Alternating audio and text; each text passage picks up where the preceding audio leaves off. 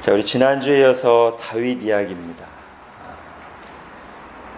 지난 시간에는 다른 굵직한 등장인물들과 함께 다윗이 나왔죠. 사무엘, 사울, 다윗. 그래서 공동주연이었다면 오늘 이 사무엘 하는 거의 오로지 다윗의 이야기, 단독 주연 영화라고 할 수 있습니다. 비유하자면 그리스도의 예표로서의 다윗, 그리고 한 인간으로서의 다윗의 모습이 잘 드러납니다. 다윗 인생의 정점이자 즉 그리스도와 그의 나라를 예표하는 왕 다윗과 다윗 왕국의 정점을 보여주는 동시에 그 이후에 처참한 실패를 동시에 보여주는 책이 사무엘하입니다. 그래서 우리가 그 두 가지를 딱 같이 볼 때 예표의 역할을 우리가 분명히 알게 되죠. 예표는 지난주에도 말씀드렸듯이 모델하우스는 끝까지 가지 않습니다. 한번 딱 보여주고 폐기 처분 됩니다. 그래서 진짜를 바라보게 하죠. 이건 진짜는 아니었구나. 우리에게 진짜를 기대하게끔 하고 보여주긴 하지만 진짜는 아니구나. 다윗도 그렇습니다. 다윗의 왕국도 그렇습니다. 아마 오늘 내용은 제가 이게 너무 중요하다 보니까 이전에 쭉 내용들을 하면서 오늘 얘기를 이미 많이 해놔서 오늘 내일 듣다 보면 다 한 얘기를 복습하는 것 같은 느낌이 좀 들 수도 있습니다. 그래도 다시 한번 잘 들으시고 정리하시는 시간이 되시면 좋겠습니다. 자, 읽으면서 하겠습니다. 다윗은 울고 있었습니다. 길보아 전투에서 장렬하게 전사한 사울 왕과 요나단을 위한 눈물이었습니다. 어떤 사람들은 사울 왕의 죽음이 다윗에게 기쁜 소식이 될 것이라고 생각했습니다. 그러나 착각이었습니다. 다윗은 말할 수 없는 슬픔에 잠겼으며 그들 부자를 애도하는 활노래를 지어 백성들이 널리 부르도록 했습니다. 자, 다윗이 사울 왕과 요나단이 죽은 뒤에 한 일 세 가지 정도가 있습니다. 첫 번째는 오늘 여기 교재에는 안 실었습니다만 사무엘 하가 이제 어떻게 시작하냐면 어떤 아말렉 사람 하나가 찾아와서 사울 왕과 요나단의 전사 소식을 알려요. 그 사람의 말이 어디까지가 사실인지는 정확히 모르겠어요. 어쩌면 전쟁터에서 안 나온 사람일 수도 있습니다. 가장 많이 그의 말을 거짓으로 보면. 분명한 것은 그가 사울 왕을 직접 죽인 건 아닙니다. 사울 왕은 자결했죠, 그죠? 사무엘 상에 보면 자결했어요. 어쨌든 이 사람이 그렇게 온 이유는 여기 지금 우리가 읽은 대로 다윗이 평생 사울에게 시달렸기 때문에 사울을 자기가 죽였다고 하면 사울의 죽음 소식을 전하면 상 받을 줄 알고 이제 이야기를 꾸며서 가져온 건데 괜히 거짓말했다 죽은 거죠, 그죠? 사실은 다윗 왕은 사울의 죽음을 전혀 즐거워하지 않았습니다. 고통스러워했습니다. 자, 그래서 다윗이 한 일, 언제 사울 왕과 요나단이 죽었다는 소식을 듣고 나서 죽은 이후에 한 일 세 가지를 첫 번째 뭐냐면 사울 왕을 죽였다고 전한 그 사울 왕의 왕관과 팔찌를 빼내왔다고 하는 그 아말렉 청년을 죽이죠.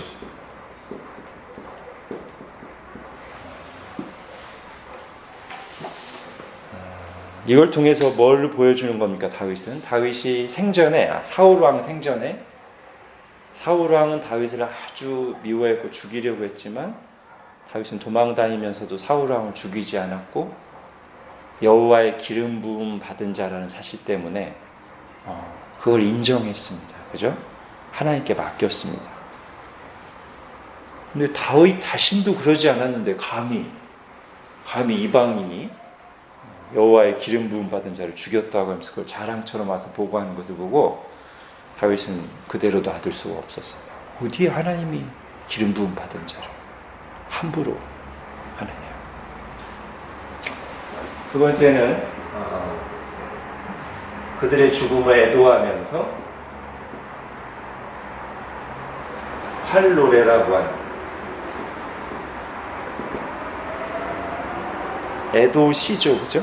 에도의 노래, 활노래를 지어서 부르죠. 다윗은 시인이기 때문에 어떤 일이 있을 때 이렇게 시를 짓곤 했죠. 그게 그 중에 상당수가 시편에 나와 있잖아요. 시편에 나오지 않은 또 다른 시들이 사무엘 상하에 이제 나온 게 있는데 활노래죠. 사울 왕과 요나단의 죽음을 애도하면서 슬퍼하면서 지은 노래입니다. 이건 이제 일시적으로 그럴 수 있다고 치고, 그러나 다윗의 그런 행동이 단지 일시적인 게 아니었다는 것은 사울 왕과 요나단의 후손을 선대하죠. 후대하죠. 예를 들면 요나단의 아들 무비보셋이라고 있습니다.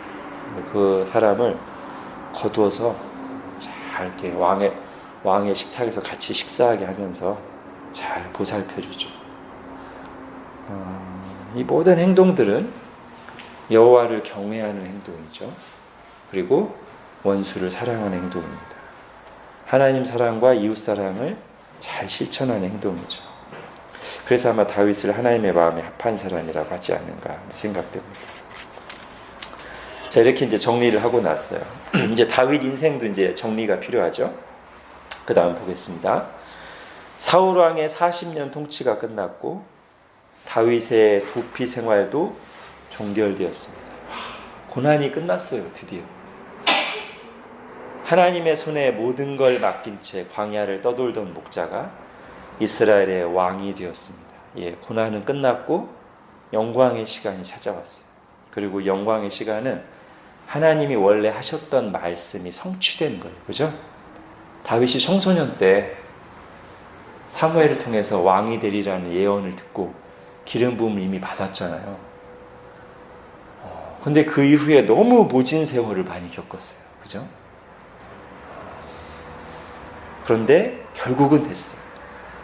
사실은 그게 필요했어요. 다윗이 좋은 왕이 되기 위해서 그런 시간들이 필요했어요. 그 모진 시련의 시간들, 다시는 겪고 싶지 않은 시간이긴 하지만 고통의 시간, 눈물의 시간, 하나님께 기도했던, 매달렸던, 앞이 보이지 않았던 그런 시간들이 사실은 그리스도의 예표인 왕이 되기 위해서는 필요했습니다. 자, 그런데 이것도 단번에 되지 않았어요. 먼저 유다 지파의 왕이 됐어요. 사울의 그런 별로 건강하지 못한 통치 속에서 맨 처음에는 그 억울한 사람들, 고통하는 사람들이 다윗을 찾아왔잖아요. 아둘람 불로 400명이. 그래서 그게 갈릴리에 보인 예수님의 제자들과 제가 비슷하다고 말씀드렸죠. 그죠? 이미 지금 백성들의 마음이 일부분이 다윗을 향하고 있었어요. 다윗이 비록 도망자였지만, 그리고 다윗은 점점 이렇게 세력을 늘려가면서 어쨌든 사울에게 쫓기면서도 유다 지경에서 또는 유다 바로 밖에서 활동하고 있었어요. 다윗은 한 세력가였습니다. 이미.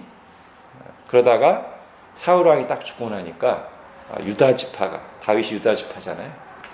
유다 지파가 다윗을 자기들의 왕으로 추대하죠. 그리고 우리가 사무엘서를 잘 읽다 보면 이스라엘 사람들이 이미 다윗에게 주신 예언을 알고 있어요. 하나님이 다윗을 왕으로 세우셨다는 게 소문이 나가지고 이미 알고 있어요. 그렇기 때문에 사울 왕이 살아있을 때는 감히 어떻게 하지 못하다가 사울 왕이 죽으니까 유다 지파의 왕으로 세웠습니다. 그리고 다시 7년 남짓한 시간이 지났을 때 나머지 지파들도 다윗의 통치 아래로 들어와서 다윗이 드디어 통일왕국의 왕이 되죠. 그래서 다윗은 몇 번 기름 부음을 받는다? 3번, 그죠? 한두 번도 아니고 3번을 받아요. 첫 번째는 청소년 때 사무엘에게, 사무엘상 16장에 나오죠. 그 다음에 사울의 죽음 후 유다 지파에게서 사무엘하 2장에 나오고요. 마지막 사무엘하 5장에 이스라엘 전체 왕으로 취임하면서 또 기름 부음을 받아요. 그러니 기름 부음 받은 자 하면 이스라엘이 누구를 떠올리겠어요? 3번이나 기름 부음을 받은 이 다윗을 떠올리죠. 그리스도로 떠올리죠. 사무엘하 앞부분에 보면 이 7년 남짓한 시간 동안, 즉 다윗이 유다 지파의 왕이 되고 저기 나머지 이스라엘 지파들은 사울의 아들인 이스보셋이 왕으로 추대돼요. 허수아비 왕이죠. 사실은 사울의 군장인 총사령관인 아브넬이 실권을 잡고 왕을 좌지우지해요. 그 사이에 이 다윗의 세력과 이스보셋 세력 사이에 전쟁도 여러 번 있고요. 지저분한 정치적인 과정도 일어납니다. 그 모든 걸 다 통해서 다윗이 왕이 돼요. 하나님의 약속이 성취돼요. 그러니까 우리가 이 땅에 사는 동안에는 하나님의 뜻이 성취될 때 꼭 그 과정이 매끄럽지만은 않은 것 같아요. 어떤 인간의 연약함도 드러나고 때로는 인간의 술수들도 사용되고, 야곱도 마찬가지잖아요. 그죠? 야곱이 이미 태어날 때부터 하나님이 장자권을 주셨는데, 선택하셨는데 야곱의 그 아주 간교한 술수들, 또 그런 야곱을 훈련시키는 야곱 삼촌 라반의 술수들, 이런 게 다 사용돼 가지고 하나님의 뜻이 성취되지 않습니까? 그죠?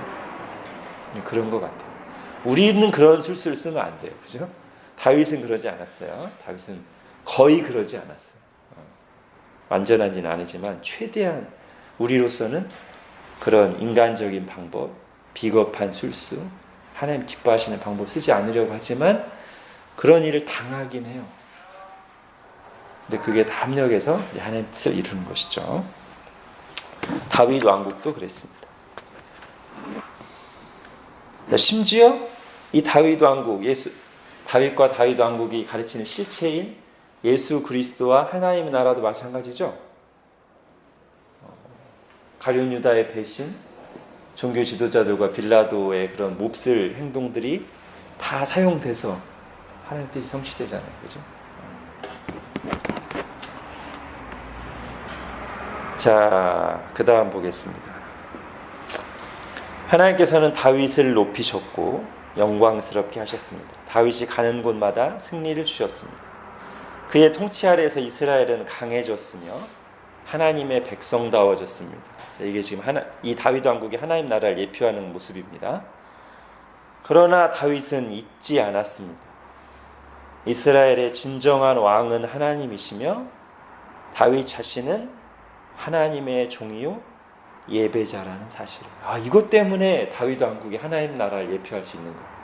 다윗이 자기가 이제 자기 마음대로 할 수 있다라고 생각했으면 사울 왕하고 똑같은 거예요. 그죠?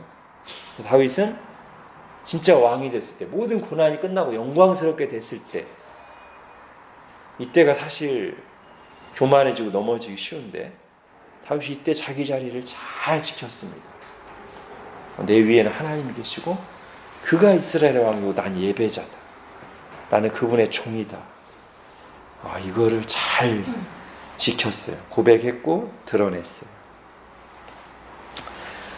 자, 그러면서 다윗이 이제 어떤 일을 추진하냐면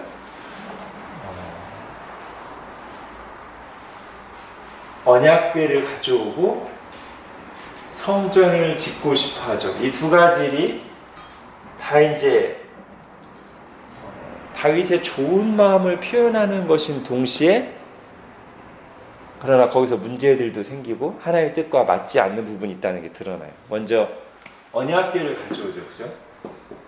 언약궤. 이 사무엘 하에서 조금 이해되지 않는 사건 중에 하나가 이 언약궤 사건이지 않습니까? 다윗이 언약궤를 가져온 것은 다른 마음이 없어요. 정말 하나님을 사모하기 때문이었어요. 자, 언약궤 사건은 좋은 동기예요. 우리가 잘 주의해야 됩니다. 좋은 동기예요. 다윗의 진심이 들어가 있습니다. 하나님을 향한 사랑이. 근데 언약궤를 가져오다가 아주 비극적인 사고가 발생합니다. 그 언약궤 운반 책임자였던 우사라는 사람이 흔들리는 언약궤를 이렇게 보호하려고 딱 잡다가 그 자리에서 즉사합니다. 다윗도 이것 때문에 요즘 말로 하면 상처를 받아요. 아마 그렇게 말하면 크게 무리가 없을 거예요. 다윗도 충격을 받아요. 그래서 이래서야 내가 어떻게 언약궤를 가져오겠는가 하고 한동안은 두려워하면서 여기에 손을 떼요. 마음이 좀 상처도 입었던 것 같아요.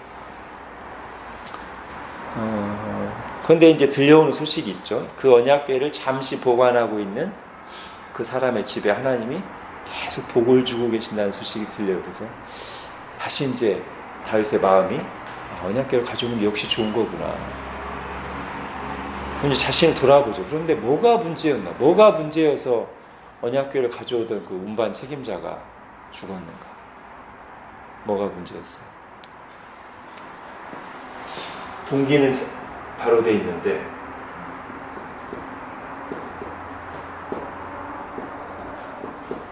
말씀대로 하지 않았어요.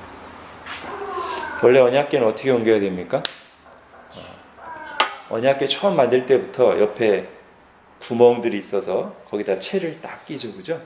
채를 딱 껴서 레위인 4명이서 채를 딱딱 내고 넷이서 딱 내고 이렇게 들고 오게 돼 있어요. 하나님 처음부터 그렇게 하라고 언약궤를 그런 구조로 만드셨고 그 일을 담당하는 자들인 레위인들을 따로 거룩하게 구별하셨단 말이죠. 그것은 하나님의 언약궤를 대할 때 거룩하게 대하는 거예요. 그죠? 함부로 대할 수 없다는 거. 근데 다윗이 진심이 앞서긴 하는데 이게 살짝 소홀했어요. 여러분 저는 요 사건이 이제 이때 죽은 사람이 웃사잖아요. 이 사람은 뭐 죽을만 하니까 하나님 죽이셨을 테고 다윗 같은 경우는 이 사건이 저는 굉장히 중요한 타이밍에 일어난 사건이라고 생각돼요. 지금 왕이 됐잖아요. 왕이 됐고 자기의 진심을 가지고 뭔가 내가 하나님을 위해서 막 하려고 그래. 이때 조심해야 돼. 이때 요것만 앞세우고 요걸 소홀히 하면 하나님 기뻐하시지 않습니다. 근데 그게 계속 통하잖아요. 내가 진심을 앞세우면 하나님 말씀대로 하자면 내 생각도 이러면 하나님 기뻐하시 이게 계속 통하잖아요. 그러면 그걸로 계속 가게. 그러면 자기 경험에 비춰 내가 이렇게 했더니 하나님 기뻐하시더라고. 이러면 굉장히 위험합니다. 잘못된 방법으로 성공하는 게 누적되면 굉장히 위험하죠. 그죠? 여러분 지금 다윗은 그리스도의 예표로서 하나님 나라를 건설하도록 부름받은 사람이에요. 그러면 좀 아까 우리가 읽은 것처럼 항상 이 다윗에게 제일 중요한 건 뭐냐면 자기가 하나님의 종이라는 것을 기억하고 하나님께 순종해서 통치를 해야만 이 나라가 하나님 나라가 된다고 제가 말씀드렸죠. 그죠? 지난주에 그랬던 거죠. 인간과 이게 굉장히 중요한 거거든요. 이 사람이 하나님의 종이 되어서 순종을 해야만 그래서 정책을 펼쳐야만 이 나라가 중간에 사람이 있긴 하지만 하나님의 통치를 받는 하나님 나라가 되는 것인데 이 사람이 진심만 앞세우고서 요걸 소홀히 하면서 하게 되면 자기는 마음은 좋은 마음으로 했다고 하지만 하나님 말씀대로 통치되는 게 아니죠. 그죠? 존 메가더 목사님이라는 분이 교회 안에서 목사가 말씀을 선포하는 것의 의미를 이제 몇 가지로 설명했는데 그 중에 이제 이런 얘기가 있어요. 목사가 매주 하나님의 말씀을 선포함으로써 드러내는 것은 뭐냐면 이 교회가 주님의 교회라는 것을 드러내는 거예요. 그죠? 목사가 자기 말을 하거나 사람들이 모여서 다른 행동을 하는 게 아니라 매주 하나님의 말씀을 선포한다는 것은 지금 이 교회는 하나님의 통치를 받고 있다는 것을 드러내는 아주 중요한 행위라는 거예요. 그게 저한테 굉장히 와닿았습니다. 목사가 교회 안에서 하나님 세우셨잖아요. 목사가 다른 걸 하지 않고 하나님의 말씀을 선포하는 일을 부지런히 한다는 것은 이 교회가 하나님의 말씀에 의해서 통치를 받는 같이 모여있는 이 공동체가 하나님의 말씀에 귀 기울이고 어떻게 하면 우리가 하나님의 말씀대로 살 것인가를 생각하는 공동체라는 거예요. 그러므로서 이 교회가 인간의 소유가 아닌, 인간의 뜻대로 세워지는 공동체가 아닌 주님의 교회라는 게 드러난다는 것이죠. 그죠? 그건 똑같은 거예요. 인간 왕이 하나님. 근데 이때가 다윗이 큰 잘못을 한 거예요. 실수를 한 거고, 자칫하면 다윗도 곁길로 갈 수 있었는데, 많이 마음이 아프긴 하지만 한 번 이 실패를 딱 겪고 나서, 아, 그렇구나. 어휴, 내가 큰일 날 뻔했네.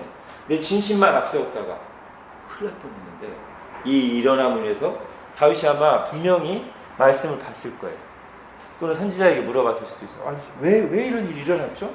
말씀 보다 보니까, 아하, 언약궤는 이렇게 옮겨야 되는 건데, 레위인들이 내가 그냥 내 마음만 앞세우다가 하나님께 큰 잘못을 범했구나. 회개하고, 나중에 두 번째로 언약궤 가져올 때 보면은 이걸 잘 지켜요.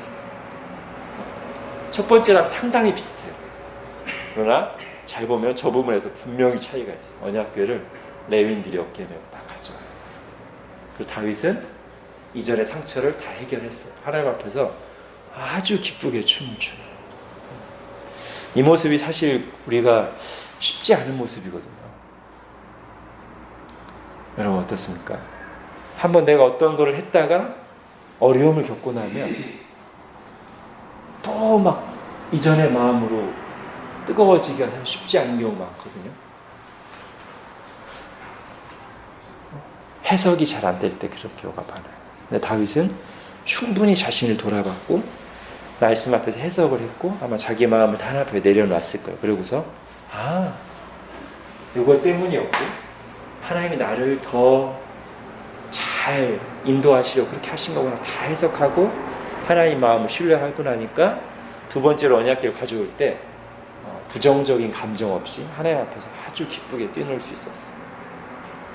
그죠?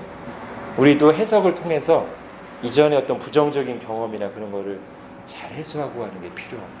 하나님 앞에서 하나님 왜 제게 이런 시련을 주셨어요? 물론 어떤 것들은 시간이 걸리기도 합니다. 그러나 그런 게 필요한 것 같아요.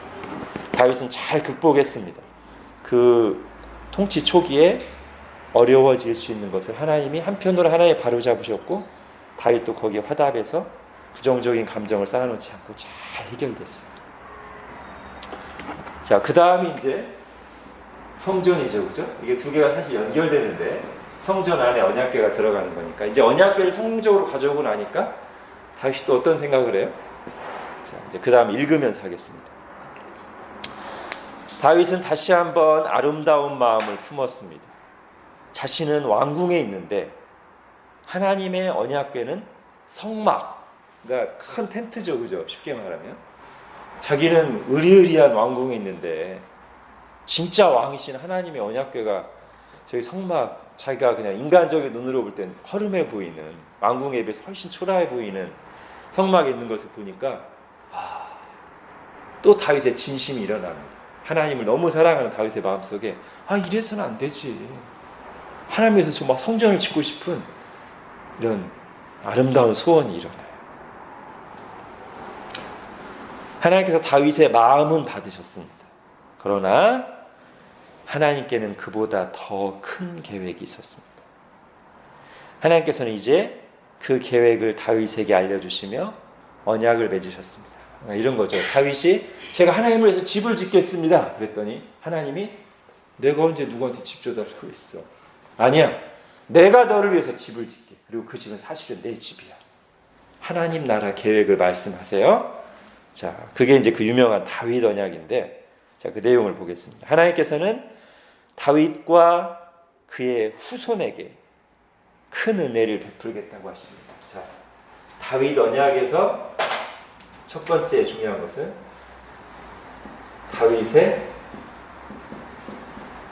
후손 또는 자손, 여기서 그 유명한 다윗의 자손이여가 나오는 것이죠. 하나님께서 자, 내가 네 후손에게 큰 은혜를 베풀겠다. 다윗은 위대한 명성을 얻고 그의 나라를 강성할 것인데 네가 나를 위해 성전을 짓겠다고 지금 소원을 드렸지만 아니야. 내 계획은 내 후손이 하나님의 성전을 건축하는 것이다. 자, 다윗 언약의 두 번째 내용은 성전 건축이에요. 누가 지어요? 1번에 나오니 다윗의 후손이 성전을 건축할 것이다. 그리고 이제 궁극적으로 그 후손을 통해 영원한 나라와 영원한 왕권, 이게 이제 하나님 나라를 가리키는 거죠.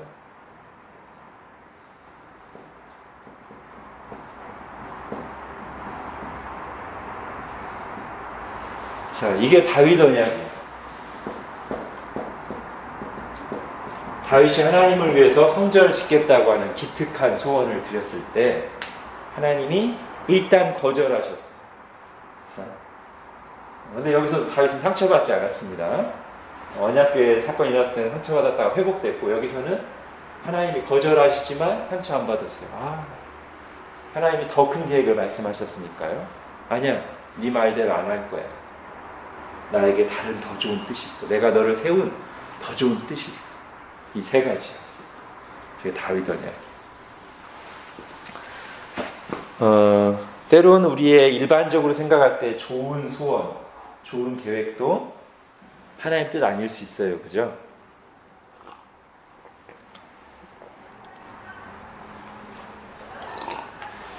우리가 당연히 옳다고 생각하는 것, 이렇게 하면 하나님 기뻐하시겠지 하는 것이 꼭 그게 잘못돼서가 아니라, 잘못된 것도 있지만 잘못되지 않은 것도 하나님 거절하시거나 막을 수 있어요.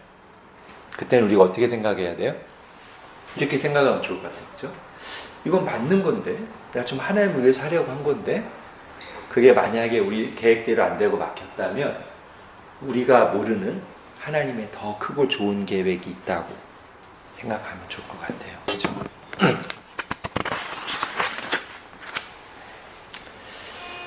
자, 그래서 이 세 가지가 성취되잖아요. 그죠? 근데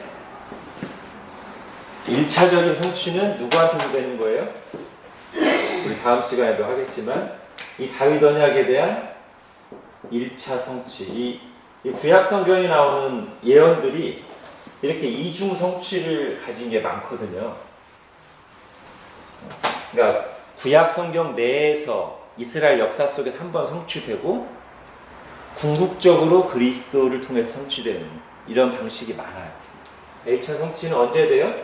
다윗의 후손 누구요? 솔로몬. 그죠?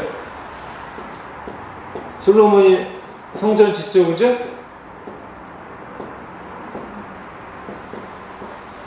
이스라엘의 첫 번째 성전인 솔로몬 성전을 크고 화려하게 짓잖아요, 솔로몬이. 그리고 솔로몬의 나라가 정말 영광스러운 나라가 돼요. 그래서 제가 지난주에도 말씀드렸지만, 다윗과 다윗 왕국이 그리스도와 하나님 나라의 예표이기도 하지만, 솔로몬과 솔로몬 왕국이 그리스도와 하나님 나라의 예표이기도 하다. 이렇게 말씀드렸죠. 그죠? 1차 성취가 이렇게 돼요. 그러나 2차이자 궁극적인 성취는 누구예요? 다윗의 자손이요 라고 할 때 예수님, 그죠? 예수님이 다윗의 자손이잖아요. 저 의미의 다윗의 자손. 그냥 다윗의 혈통으로 왔다는 정도가 아니라 바로 저 다윗 언약에서 말씀하신 궁극적인 성전을 건축하시고 하나님 나라를 세우실 그 다윗의 자손, 예수님이잖아요. 그죠? 예수님이 성전에 대해서 뭐라고 말씀합니다.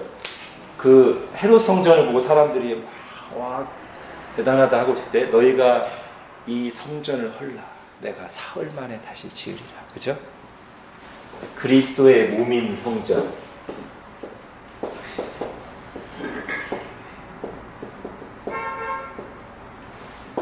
교회라고도 할 수 있겠고요. 내가 내 교회를 세우리라. 너희가 하나님의 성전인 것과 하나님의 성령이 너희 안에 거하시는 것을 알지 못하느냐. 그죠? 그 성전을 지으신단 말이죠. 하나님, 예수님이. 그 다음에는 뭐 그거는 너무나 당연한 하나님 나라. 자, 바로 저것에 대한 이 계시, 예수 그리스도와 하나님 나라에 대한 가장 구체적이고 분명한 계시가 다윗에게 주어졌단 말이에요. 그리고 다윗과 솔로몬 때는 그것이 일단 예표로서 이루어지고요. 계시와 예표가 같이 나타났어요. 그러니까 저 때가 구약 역사의 이제 정점기란 말이죠. 이때가 지난주에도 말씀드렸듯이.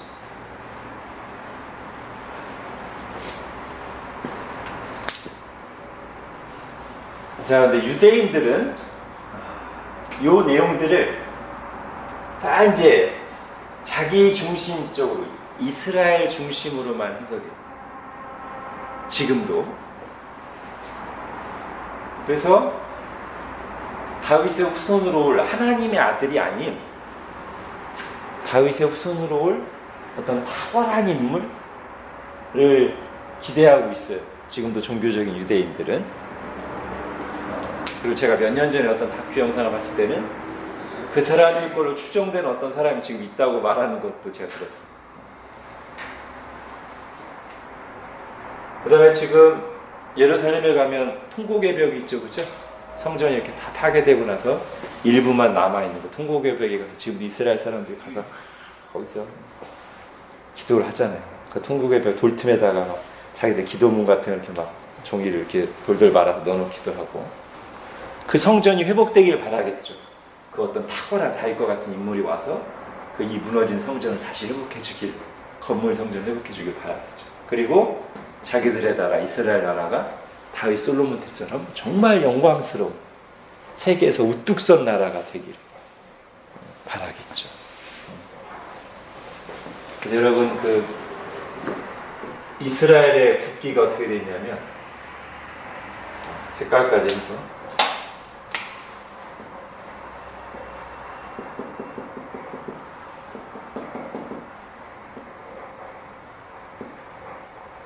이게 돼 있어요.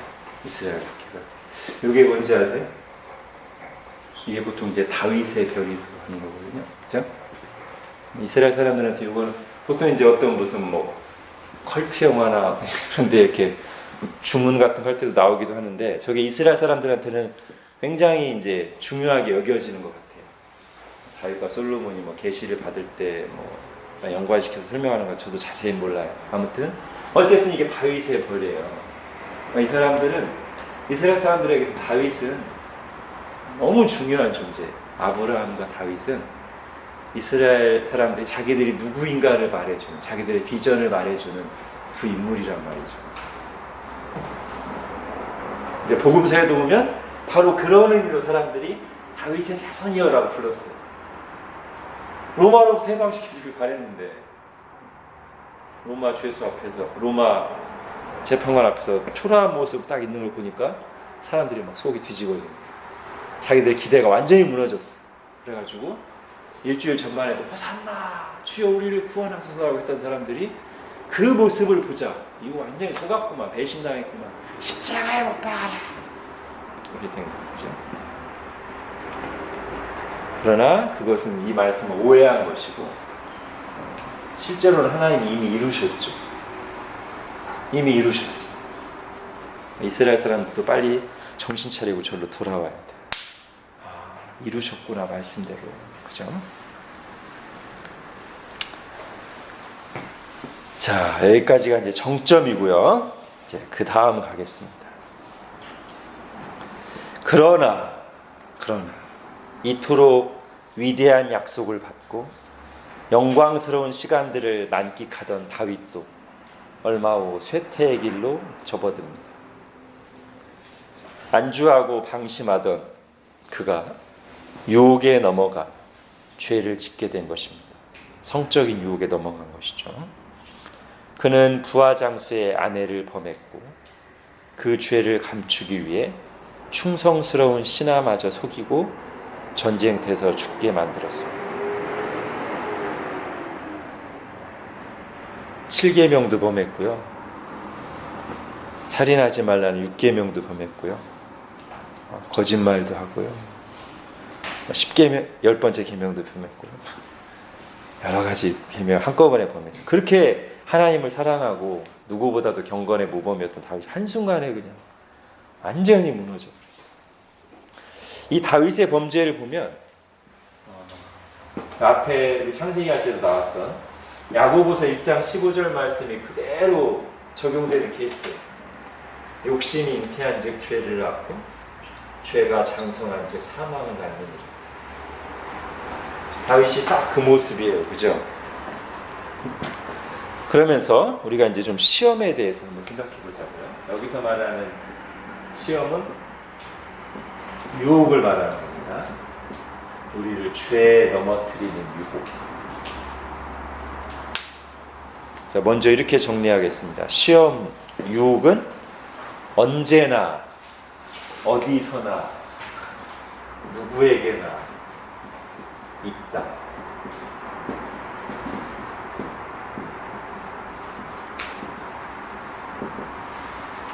자, 이거는 꼭 기억하세요. 시험은 언제나, 어디서나, 누구에게나 있다. 언제나. 고난의 때나 영광의 때나, 가난할 때는 가난해서 시험, 부유할 때는 부유해서 시험, 어릴 때나 장성했을 때. 어릴 때는 어린아이에게 있는 시험이 있고요, 유혹이 있고, 장성했을 때는 또 장성한 사람으로서의 시험과 유혹이 있어요. 어디나. 어디나에는 광야에도 시험이 있죠, 그죠? 이스라엘이 광야에서 시험에 많이 넘어졌잖아요. 예수님도 광야에서 시험 받으셨고, 왕궁에도 시험이 있죠, 그죠? 다윗이 지금 왕궁에서 넘어졌잖아요. 성전 안에도 시험이 있어요. 어디에도 있을까요? 교회 안에도 시험거리가 있어요. 그죠? 고린도 교회에 시험거리 많았죠. 한국 교회도 시험거리가 많이 있죠.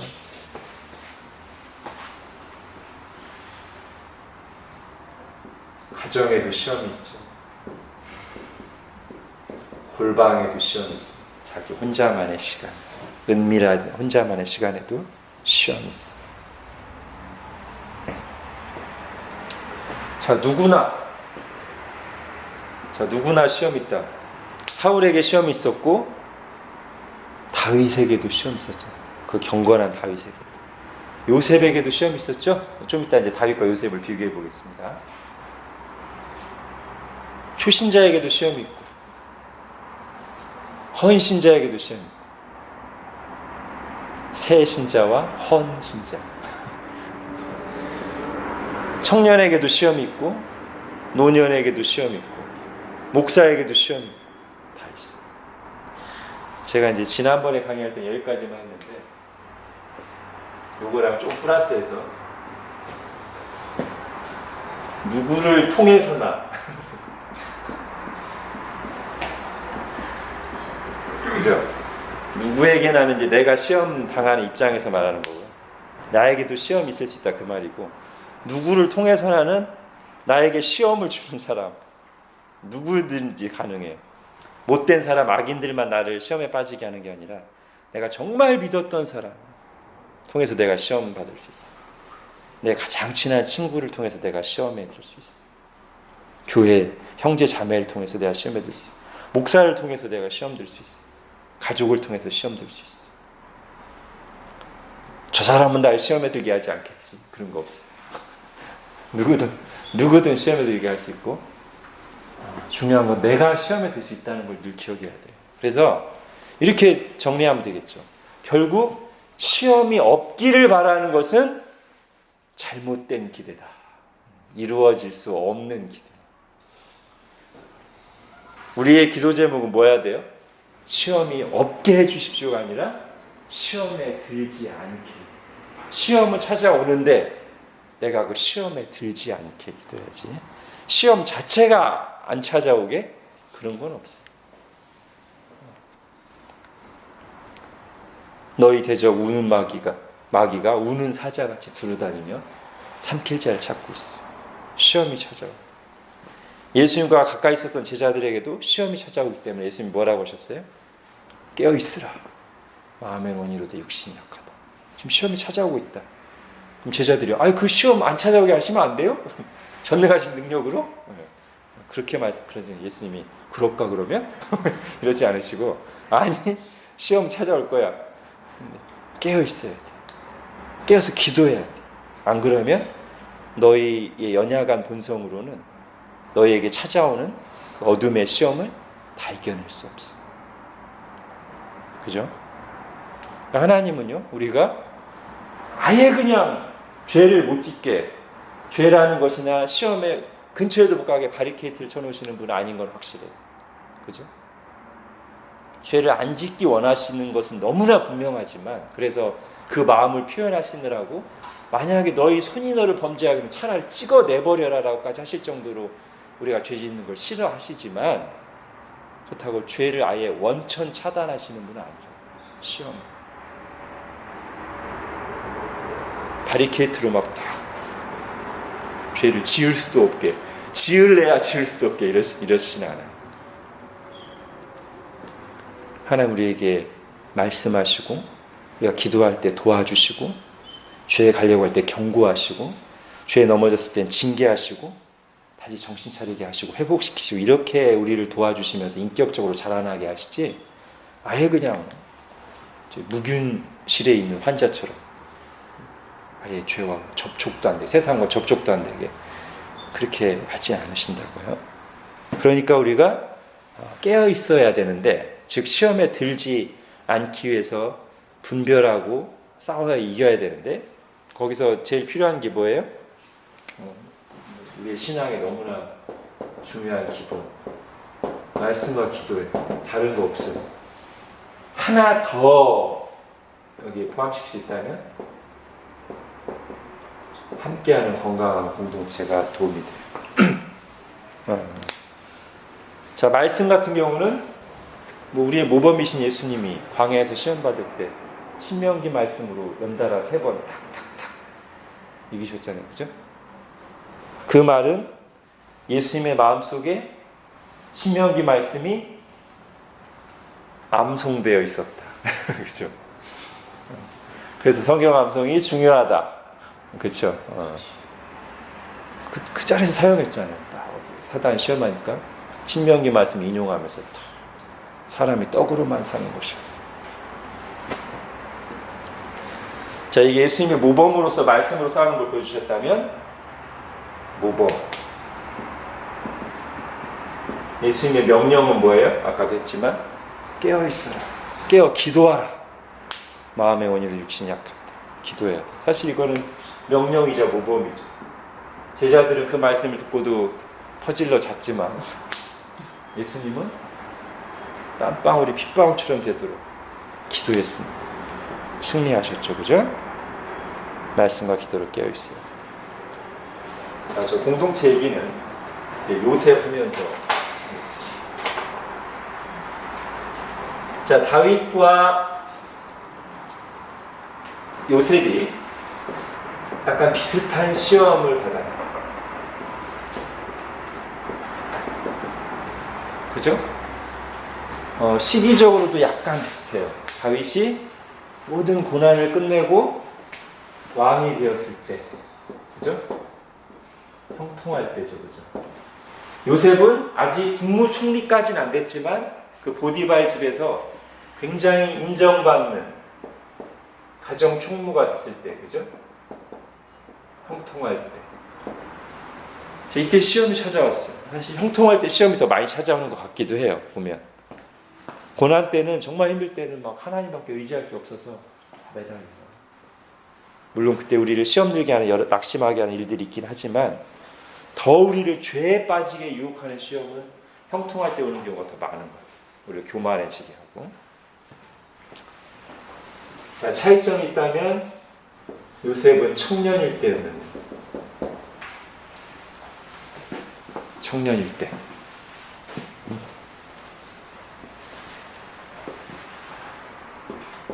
다윗은 장년일 때죠. 다른 말로 하면 유부남일 때죠.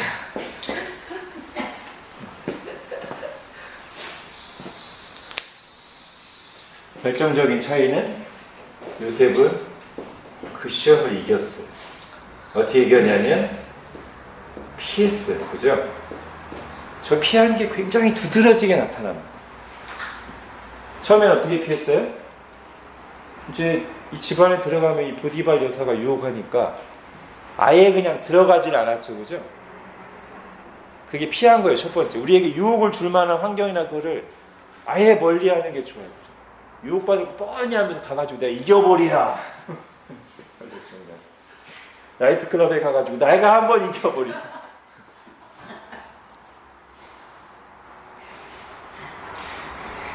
그 다음에 또 어떻게 피합니까? 근데 어느 날은 꼭 필요한 일이 있어서 조심스럽게 들어갔는데 이 보디발 여사가 아주 그냥 마음 먹고 기다리고 있어가지고 거기서 이제 유혹을 하죠. 근데 그때도 옷을 붙잡고 늘어지는데 옷을 막 벗으면서 도망가잖아요, 그죠?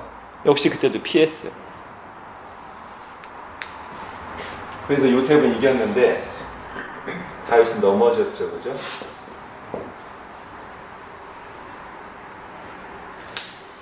자, 그러면서요, 이 정욕을 이기는, 청년의 정욕을 이기는 거에 관한 말씀이 디모데 후서 2장에 나오는데 찾아보겠습니다.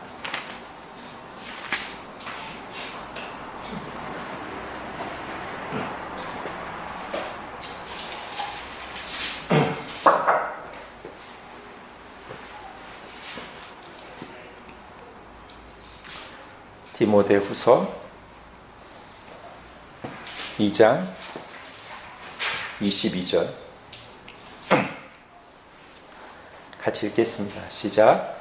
또한 너는 청년의 정욕을 피하고 주를 깨끗한 마음으로 부르는 자들과 함께 의와 믿음과 사랑과 화평을 따르라. 예. 여기서 이제 세 가지 눈여겨봐야 될 단어가 피하고 함께 따르라 요건데요.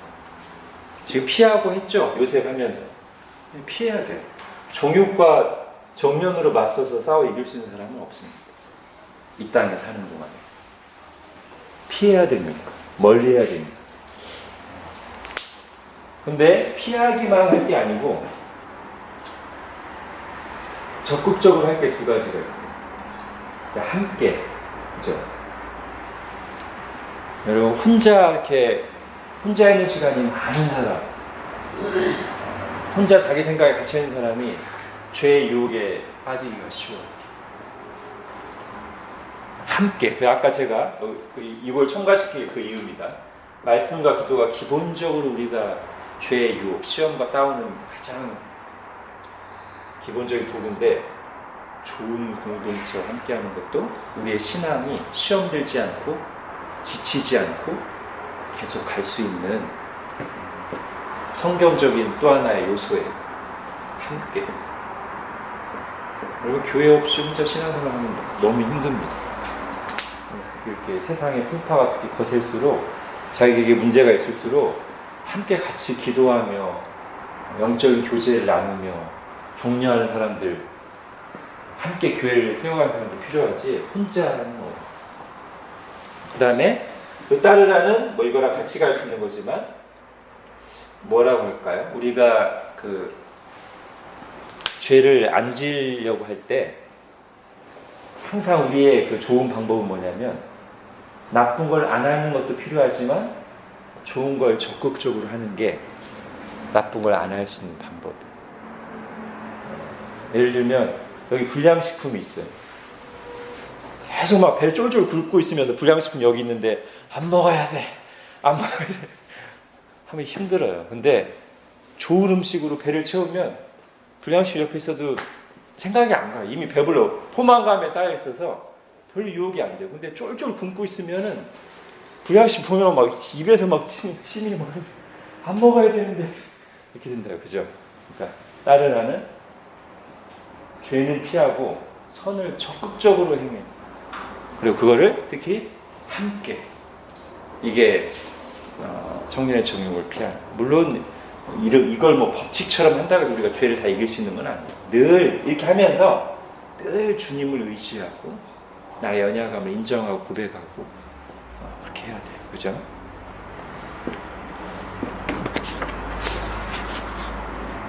왜냐하면 이런 이런 죄에 한번 넘어지면, 특히 이런 성적인 죄에 한번 넘어지면 너무 그 피해, 그 상처, 그걸 수습하기가 할 때까지 너무 고통스럽고 시간이 오래 걸려요. 그리고 자기만 상처받는 게 아니라 주변 사람들까지 너무 고통스러운 일이기 때문에, 그죠?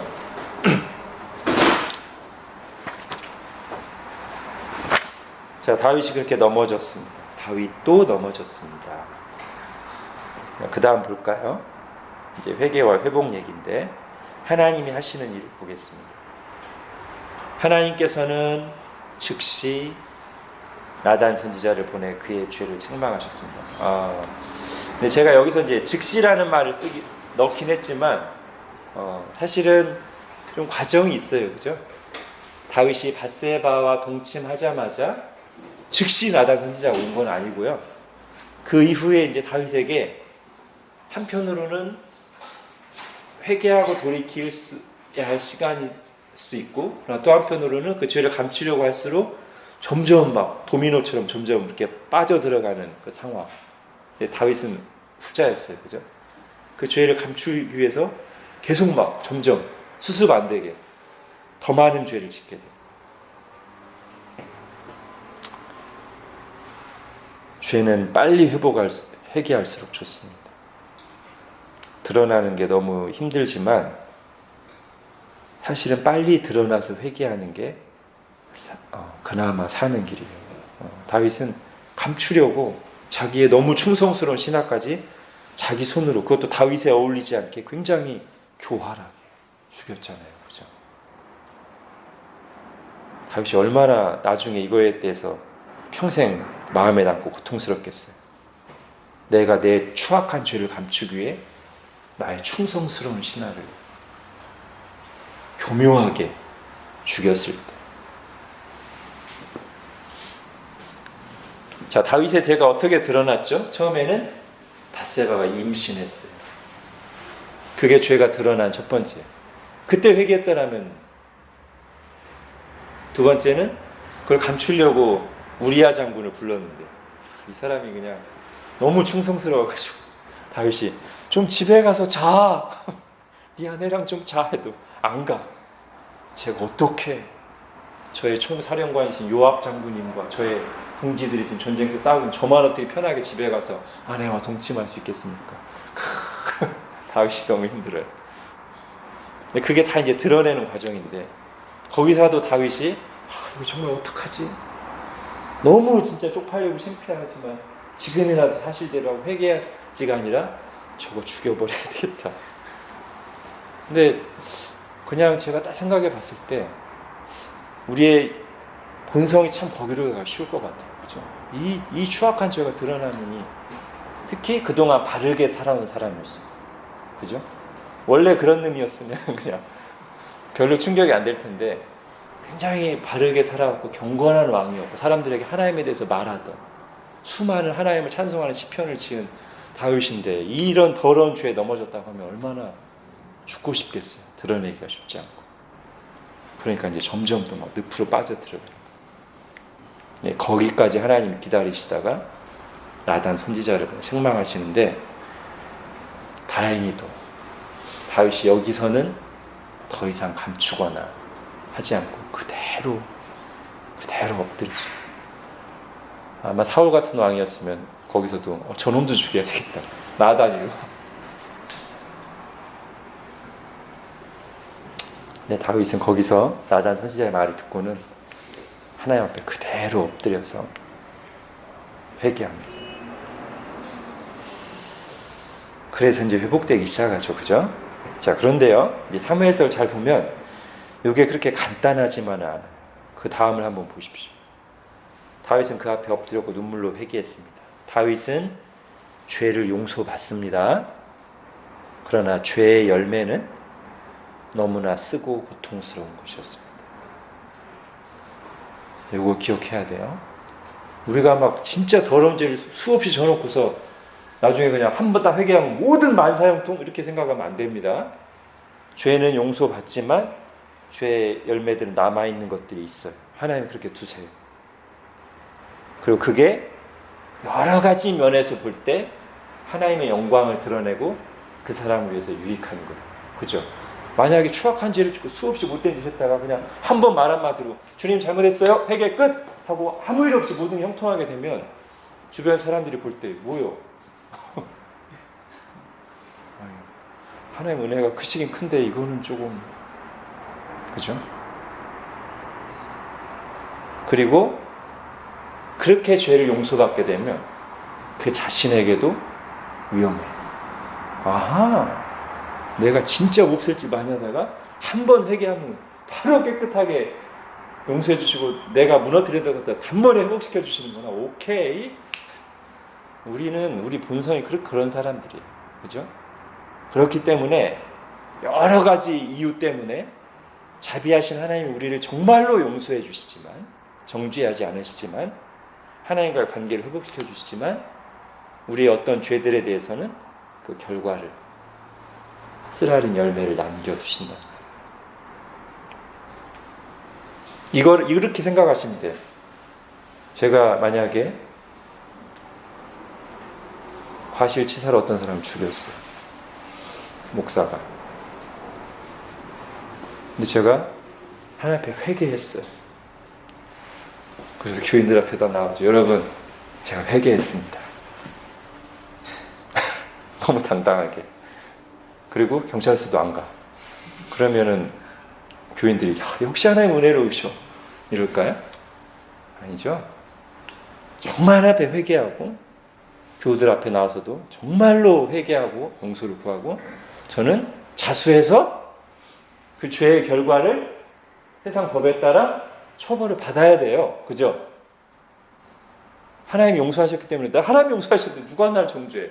누가 나를 수사하고 감옥에 넣어? 이러면 안 된다고요. 그 죄를 지었으면 그 죄에 대해서 합당한 이 세상에서 그걸 받아야 돼요. 근데 하나님이 용서해 주신다. 하나님과 관계를 회복해 주세요. 요게 잘 안 된 게 영화 미리암 같은 거지 않습니까? 그죠? 자, 그래서요, 사무엘서에 보면 다윗의 죄로 인한 징계와 쓴 열매가 많이 나와요. 일단은 밧세바사에 태어나는 그 불륜에서 난 아이가, 첫 아이가 죽고요. 다윗은 그 아이 살려달라고 구했지만 하나님이 징계하셨을 때는 받아들였어요. 징계를 받아들였어요. 그리고 이후에 다윗 집안에 여러 가지 갈등과 어려운 일들이 많이 일어나요. 이게 다윗 죄로 말미암은 거라고 성경은 말하고 있어요. 여기까지만 보면 조금 이제 마음이 어렵기도 하죠. 근데 이제 전체 과정을 제가 다시 한번 정리해 드리겠습니다. 자, 그런데 죄는 용서받고 어떤 죄의 결과물이나 징계는 남아요. 근데 그 남아있는 죄의 열매, 고통이 하나님의 사람으로 하여금 겸손히 하나님을 의지하게 하고 영적 회복을 가져오는 수단이 되는 경우가 많아요.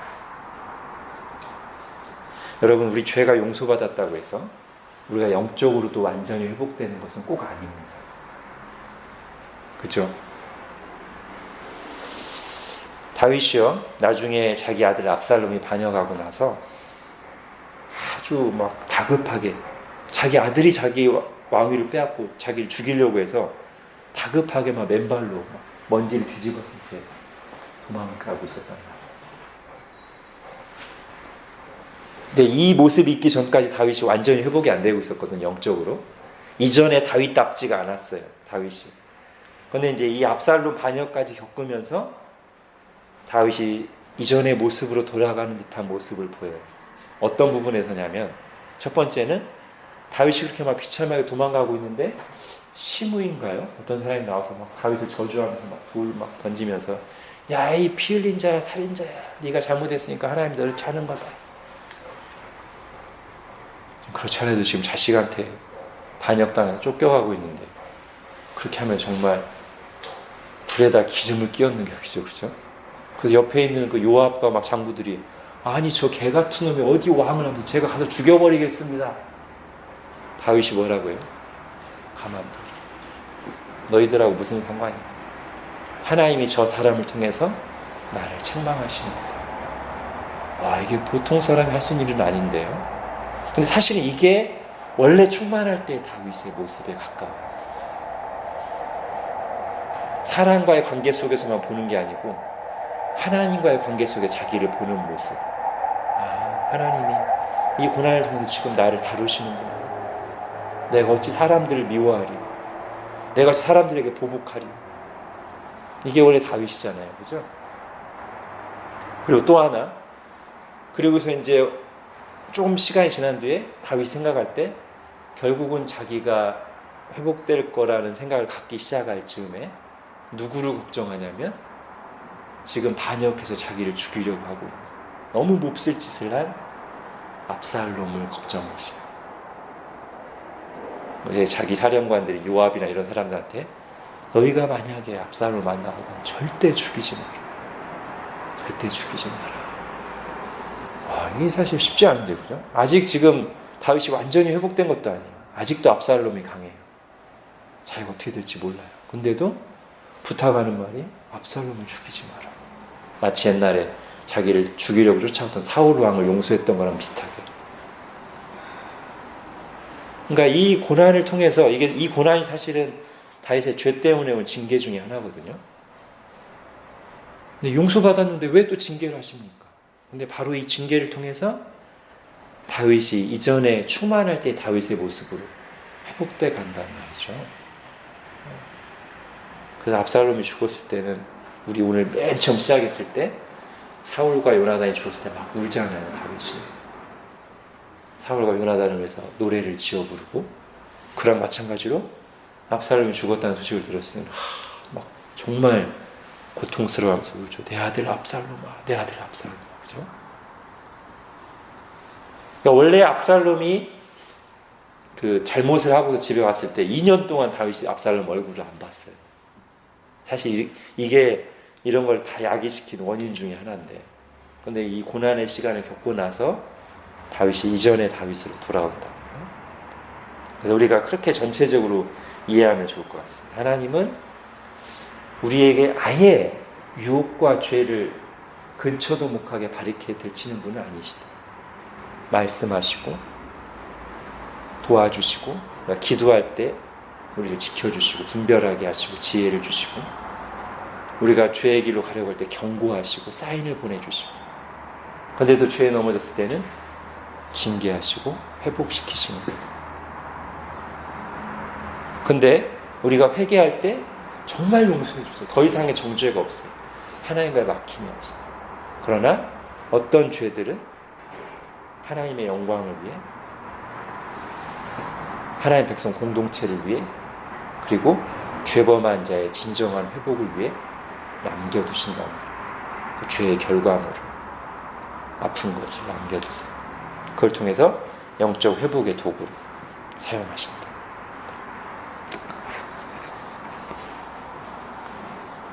이제 마지막 부분 하겠습니다. 다윗은 이렇게 실패하고 넘어졌는데, 하지만 변치 않은 것이 있었습니다. 하나님 자신이 불변하시고 하나님이 말씀하신 언약도 그대로입니다. 다윗 언약은 계속 유효하며, 다윗이 이렇게 넘어졌는데도 다윗에게 주신 하나님의 언약은 유효합니다. 때가 되면 하나도 빠뜨림 없이 성취될 것입니다. 불완전한 인간 다윗 때문이 아니라 자비롭고 성실하신 하나님 때문에 그 언약은 마침내 성취될 것입니다. 다윗 언약에 약속된 후손 그리스도께서 이 땅에 오실 때 하나님의 백성들은 사탄의 권세를 이기고 승리할 것이며 영원한 하나님의 나라가 서게 될 것입니다. 만약에 인간의 실패와 연약함 때문에 하나님의 계획이 취소되거나 했다면 역사는 진작에 끝났을 거예요. 그죠? 그리고 우리에게도 소망이 없을 거고, 너무 우리 부담이 커가지고 우리가 못 견딜 것 같아요. 내가 한번 잘못하면 하나님 역사 완전히 끝난다고 생각하면 어떻게 해요? 자, 사무엘상과 사무엘하를 이제 지난주 이번 주 했는데, 제가 이제 사무엘서가 대조가 두드러진다고 해요. 대조. 지난주에는 사무엘상에서는 똑같은 위치, 역할을 가진 사람들을 대조시켰다고 했죠. 엘리와 사무엘, 사사들의 대조. 그 다음에 사울과 다윗의 대조였다면 사무엘 하는 대조할 사람이 없어요. 오로지 다윗 얘기라고 제가 했잖아요. 그죠? 대신에 뭐가 대조돼요? 다윗의 전반부와 후반부가 굉장히 이렇게 대비돼요.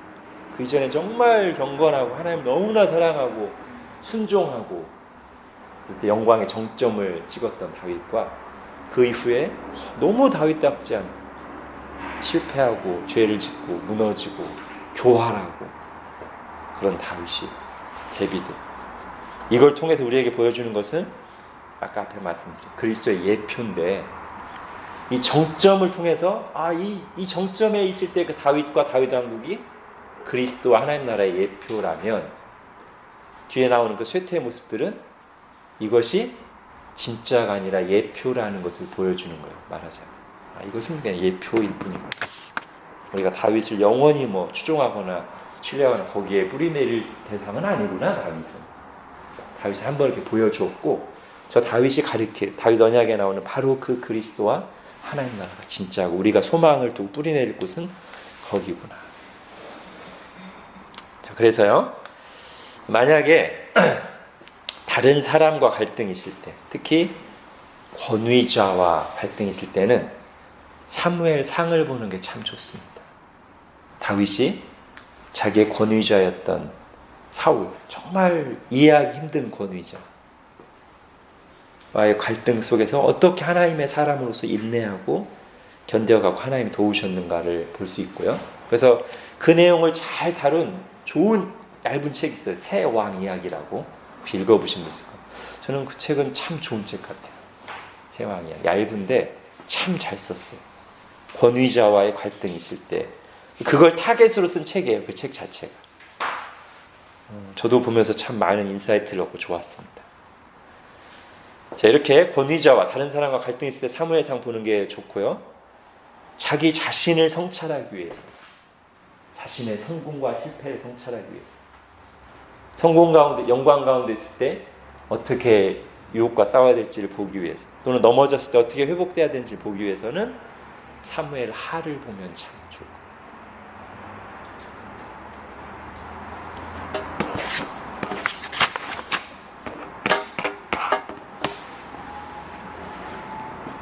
네, 여기까지 하겠습니다.